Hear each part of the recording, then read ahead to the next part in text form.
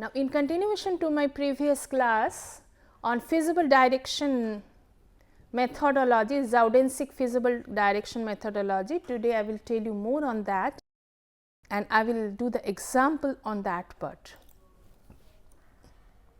Now, Zaudensic feasible direction technique, you have realized that we are looking for the descent direction for minimization problem and ascent direction for the maximization problem.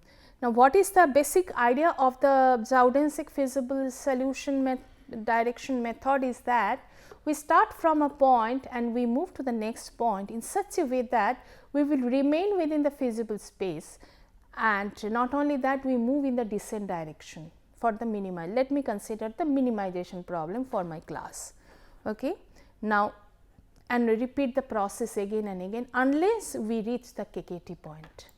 That is the basic idea. That is why I repeatedly said that descent direction can be explained if S is a direction in n dimensional space, where S is having different components like S1, S2 up to Sn, then grad f dot S, if we just take the inner product of two vector, that must be negative for the descent direction, because always the descent direction and the gradient of the objective function makes obtuse angle.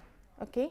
And similarly, if we consider the feasible direction, there also I just showed you with figure that the gradient of individual constraint and the feasible direction makes again the obtuse angle. That is why the inner product of two will be the negative value rather than non-positive. It can be 0 as well. It will be 0 when we are at the boundary of the constraint. Okay. That is why if we just want to consider the values for these, that just you see both are negative. That is why if we consider a one variable alpha, which is the maximum of these two negative values, then our target would be to minimize this alpha, because we want to find out the direction as well as the step length in such a way that we will remain in the feasible space.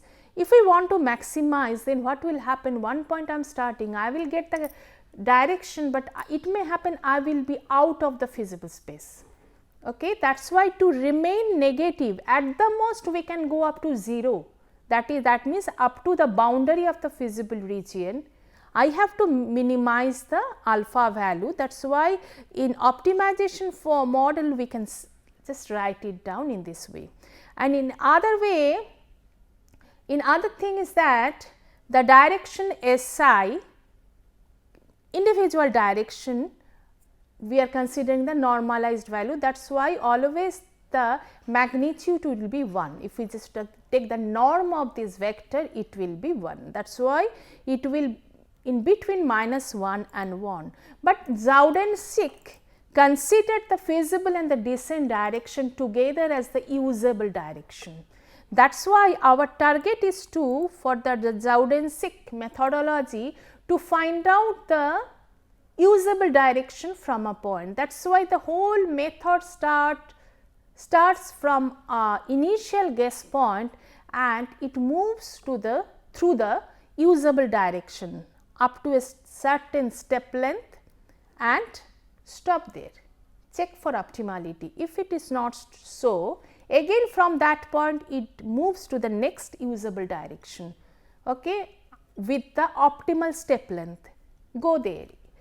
If it gets the optimal solution, fine, otherwise repeat the process again and again. It has been seen that if we apply different technique, this is the one of the direct method. In the direct method, we are using the differential calculus here, because you see we are considering the gradient of the function, because we are considering the function is continuous in nature, gradient of objective, gradient of constraint, we are using those. There are different other methodologies as well, projection method, these are there, but we have seen with minimum number of steps very quickly we can get the convergence. That is why this Zaudensic feasible direction method is very popular method in nonlinear programming problem. Now, the previous optimization model, if we consider, as you know, this is a linear programming problem. Let me just elaborate this thing with two variable case, where we are having the function f, which is having two variable x1, x2, and function g, two variable x1, x2 less than is equal to 0, minimization subject to. Okay. Now, we are looking for the direction S1, S2. As I said that grad f at a point x, x is my starting point, t dot s must be less than is equal to 0. Grad f, grad g at a point x must be less than is equal. This is the usable direction. From here, we are getting the optimization model by considering alpha is equal to max of grad f x dot s and grad of g x dot s. We get grad of f x less than alpha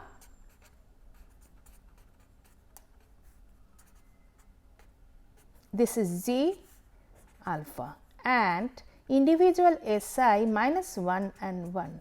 Just look at the model. This model we are having where alpha is always negative. If alpha is 0, then Gx is equal to 0, that means we are in the boundary of the feasible space. That is why if alpha equal to 0, this is a linear programming model, because the function at any point, if I just elaborate this, we will get, for example, we are having grad f1 x, x1 square plus x2 square, and we are having a point 1 1. From there we are searching from a usable direction. Then the first equation will become 2 x2 x1 at point 1 1, it is 2, and grad of the another one 2 x2 at point 1, it is 2 s1 s2 less than is equal to alpha. And for the g, let me consider x1 plus x2 greater than equal to 4. That is why we can have 1 1 s1 s2. Oh, I am making it minus minus minus, that is why minus minus less than is equal to alpha. Okay. Just you see, we can consider S1 plus 2 S1 plus S2 is less than equal to alpha, minus S1 minus S2 less than is equal to alpha, alpha negative. This is a simple linear programming problem. Okay. But linear programming simplest algorithm will not allow you to have the alpha as negative. That is why we are considering one variable as beta, beta is equal to minus alpha. Then once we consider that, just you look at the model, we can see minimization of minus beta where beta is positive. Just we will place minus alpha is equal to beta, and we will consider one theta, that is the push factor. I told you that theta is nothing but the angle of the descent feasible direct cone. Okay. And this angle we want to make to 0. Theta is always positive, that I showed you with the example. Theta is always positive, but at the optimal point theta is equal to 0. At the KKT point theta is equal to 0, our target. That is why theta is positive, everything is positive here. We can solve with linear programming very nicely, but here we are making certain transformation from SI, from SI we are making SI is equal to Ti minus 1. If we just substitute it here, the previous equation, just to see, we were having 2 S1 plus 2 S2 less than is equal to alpha minus S1 minus S2 less than is equal to alpha, S1 in between minus 1 and 1 S2 in between minus 1 and 1. After this transformation, it will become 2t1 plus 2t2 less than is equal to alpha plus 2 minus t1 minus t2 less than is equal to, it will become alpha t1 minus 1 plus 1 minus 1. Okay. T1 will become in between 0 to 2 and alpha minus 2, because 1 from 1 here, from 1 that one, and T2 will be again in between 2. Then you see, if we just maximize, if we just minimize beta, where beta is equal to minus alpha, then my job is done. That can be considered as a simple linear programming problem. Okay, that is the, now theta should be there as a push factor. Minimization of minus beta, as we considered alpha is equal to minus beta, that is why, that is correct. Now, one thing is that I did not consider the push factor theta here, because we may consider, we may not consider, in the sense that theta will be always positive. That is why in general case we can consider theta as equal to 1. Otherwise, I can consider one term here as minus theta beta, that can be considered here nicely, plus theta beta, alright. That is why whatever I have written, just to see, the same thing has been written in elaborated form, T1 del G j x 1 etc., and in the right side, because of the term Si is equal to Ti minus 1, because of 1 this part will go in the right, here also it will go in the right in the similar manner, okay, and j will be, there are m number of constraints. Let us apply this technique for one of the nonlinear programming problem, the Zaudensic feasible direction. Just I will tell you the algorithm briefly first, very quickly. We will start from a point x 1, we will see whether the x 1 is the interior point of the feasible space or outside point. That is more important, because we cannot start a point which is out of the feasible space. Zaudensic method will not allow us, always it should be the interior point.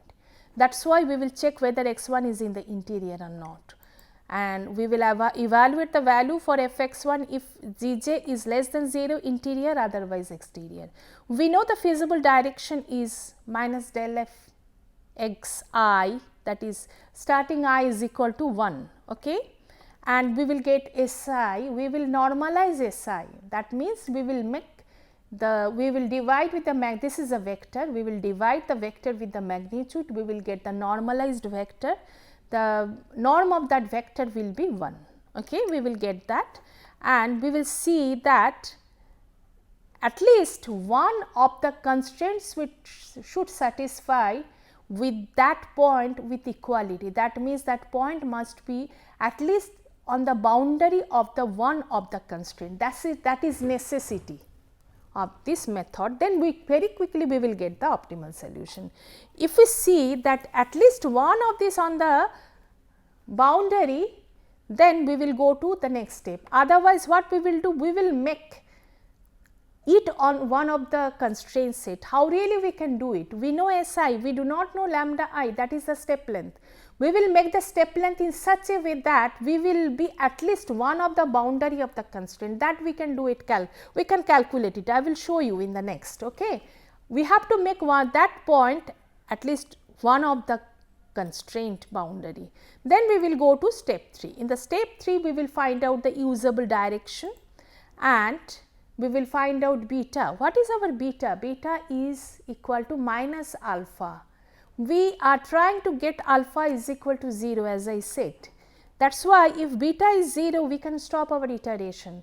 Instead of 0, if beta is a very small value where epsilon is any pre-assigned value given to us, then we can stop our iteration. Otherwise, we will move to the next. We will proceed further and further, and we will find out the step length. suitable step length, that you know with the optimal step length we will proceed, we will check for optimality and repeat the process. But I will show you entire thing with this example how really we are doing it.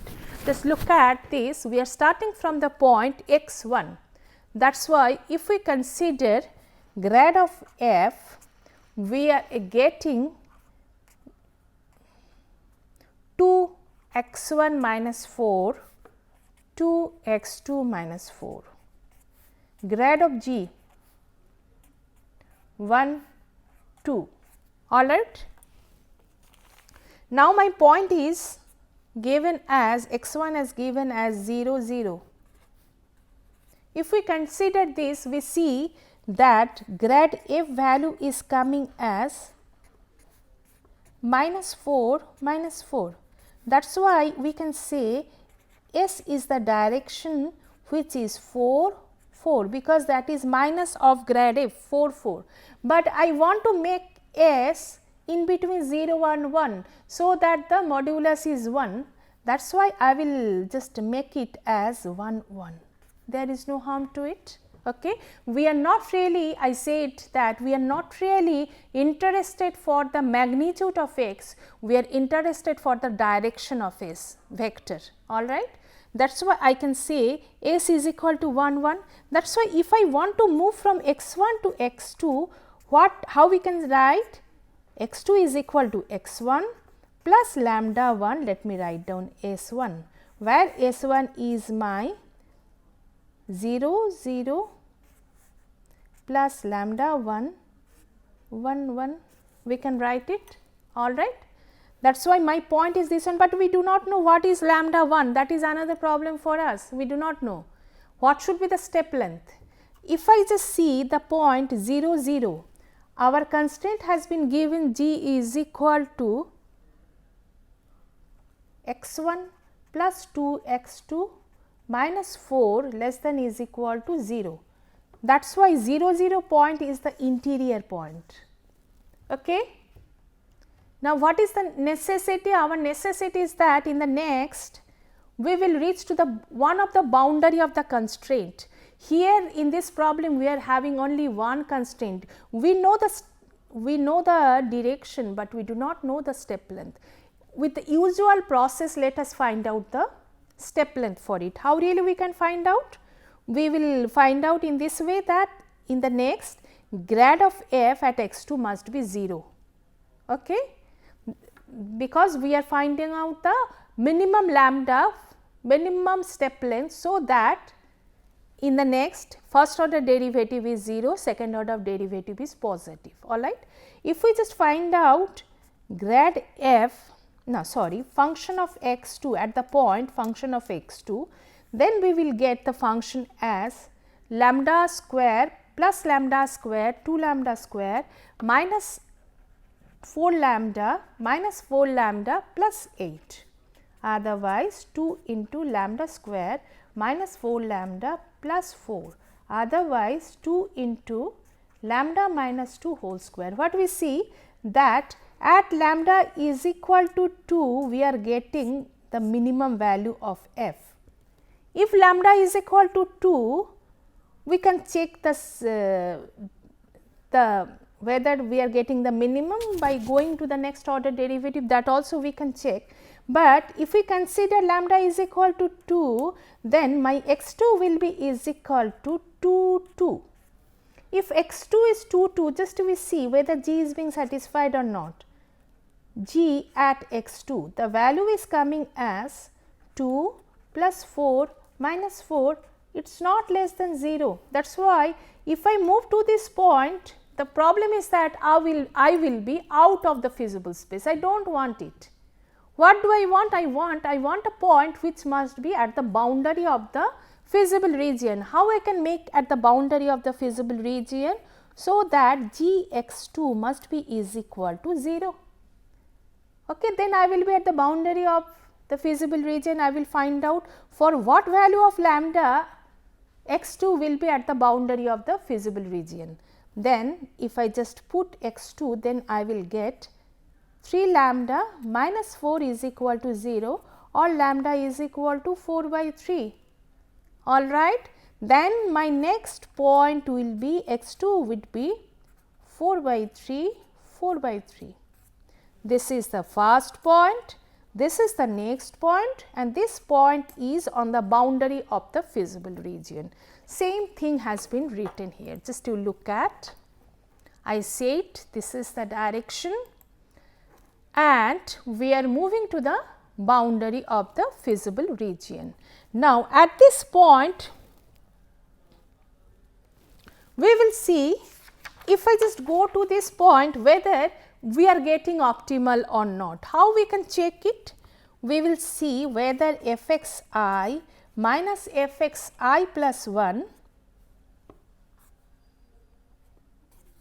divided by f x I, if it is very small, I am getting this value as 8 by 9, this is not very small value.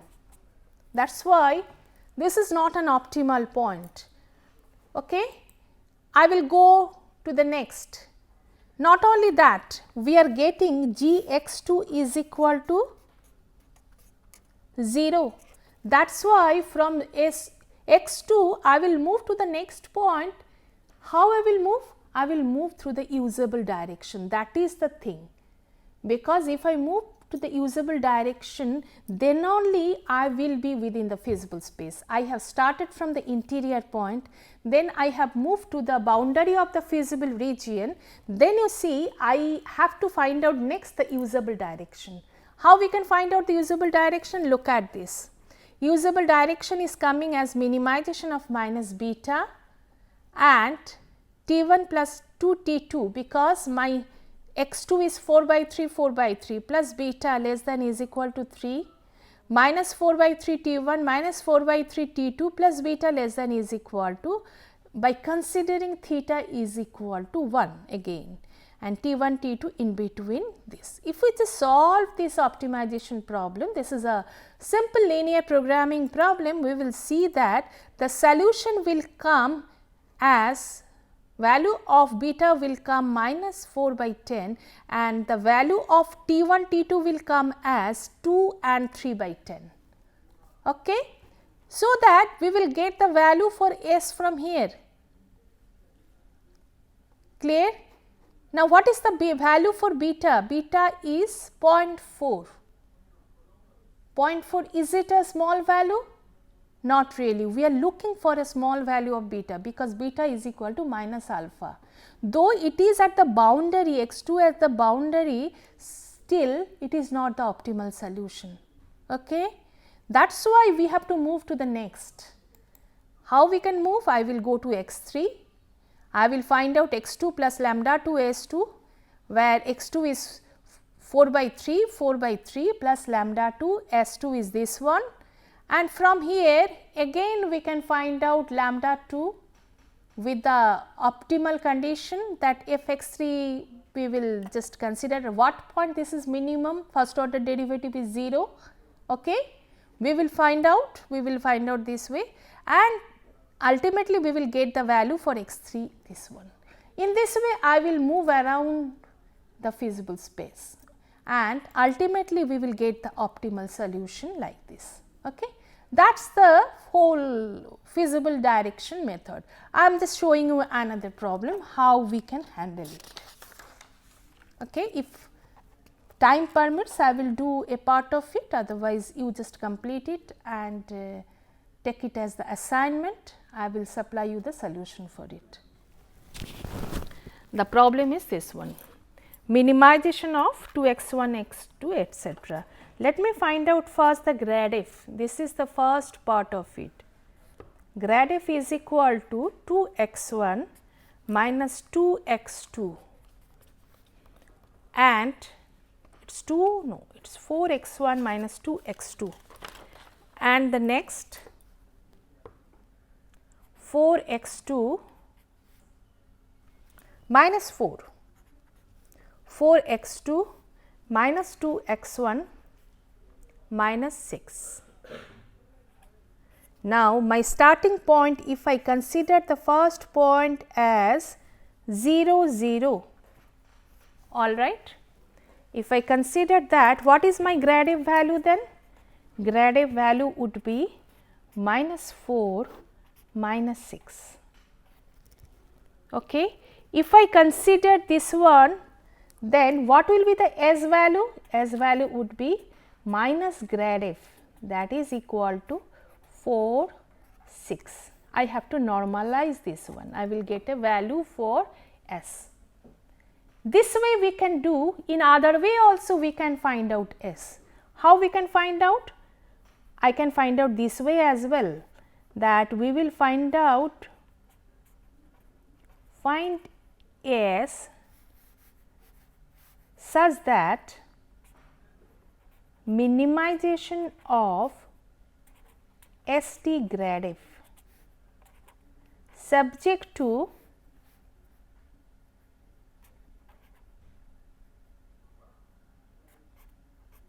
minus S what would be minus 1 and 1, S2 would be minus 1 and 1 at point x1. That is also another way we can do. We can find out the direction, find S. Then we will get the optimal problem from here, minimization of minus 4 S1 minus 6 S2 subject to S1 minus 1 1 S2 minus 1 1, we can get it, and from here we will get the value for S as 1 1, optimal solution. Now, you may ask that this is the linear programming problem, negative value is not allowed, that is why you can transform it from S1 to T1 as T1 is equal to S1 plus 1. That way you can solve this linear programming problem, you will get the value for T1, T2. From there you can calculate S1, S2. This is other way we can do it. Our target is to move to the next. That is why from x1 I will move to x2. How I will move to x2? I will move to x2 as x1 plus lambda 1 S1, this is my S1 0 0 plus lambda 1 1 1. Okay. I want to remain within the feasible space. My constraints are x1 plus x2 less than is equal to 2, x1 plus 5 x2 less than is equal to 5. If we consider, this is Z1, this is Z2. If I want to remain in G1, then you see I have to take the value for lambda 1 as 1, then G1 x1 will be is equal to 2. Then I will be, what I said that I want to be G1 x2 must be is equal to 0. That means how much lambda I have to take for it, that is the question. That is why lambda 1 plus lambda 1 minus 2 must be equal to 0. It means lambda 1 must be is equal to 1. That is why in the next we are moving to x2 to 1 1. This is my second, this is my first. All right. What I have to do? I have to move to the next. I will go to x3. How I will go to x3? x2 plus lambda 2 S2, where x2 is 1 1. Now, what will be S2? S2 will be the direction that is usable, because already I am at the boundary of the feasible space. That is why I have to solve minimization of minus beta such that I have to just do the calculations such that grad f t S2 must be less than is equal to alpha at x2, grad g 1 x2 must be less than is equal to alpha, grad of g2 at x2 must be less than is equal to alpha. and SI must be in between minus 1 and 1, and the everything you do, you will get the value for T1 and T2 and do the calculations further. Ultimately, you will get the optimal solution as